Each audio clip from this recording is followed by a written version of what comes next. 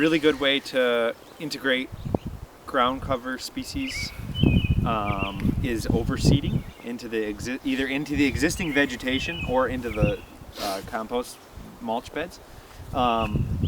We typically use a combination of like legumes like clover and vetch and all that stuff, and then tap-rooted plants like daikon, turnip, chicory, things like that have deep tap roots. On a site like this, I would think that something like daikon would be really a good way to build the organic matter in the soil. And the idea with that is you plant a bunch of it and you don't harvest it, you leave that big daikon in the soil, and then it just becomes like a column of organic matter. People call them like worm tunnels. Yeah. Demonstrate? So that's clover, turnip, and daikon radish. Nice. Or fodder radish. That's what we do behind the pigs. And those are some of the yellow flowers you see over there. I mean, it's just colored. Yeah. It's well, not. it's also inoculated. Inoculated. Literally. It's like feeding chickens. Yeah. I like this strategy, and I'm going to get it a little bit beyond the mulch bed, but And that's fine. Oh. it's a nice distribution pattern. It like spreads it. Right. And like I would suggest, Levi, like areas like this where there's a lot of bare dirt, coming through and getting those. No, you don't have to rake it in. You just. I mean, Top again, seeding you can make it as simple or as complex as you want. It might Let it help to rain rake it in, but I don't think it's even necessary in this context. We throw this stuff behind the pigs and other mixtures too. And a lot of times we don't rake it in or do anything. And it just. Yeah, but sometimes we throw it in to the pig pen right before we're going to move them. And so then they kind of stomp on it and... Bird's foot trefoil, buckwheat is a good one. We've done that one.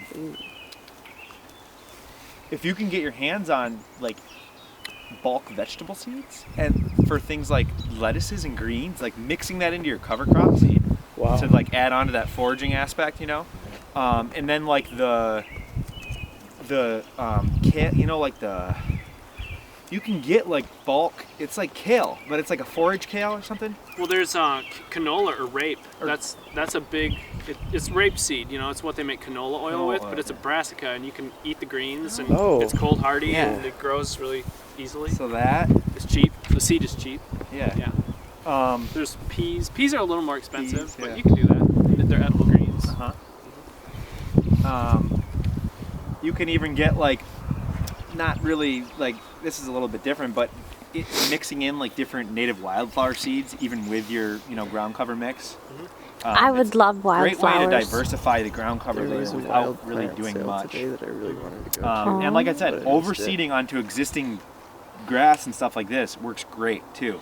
So like here, I'd get a lot more white and red clover and really get it going in these alleys.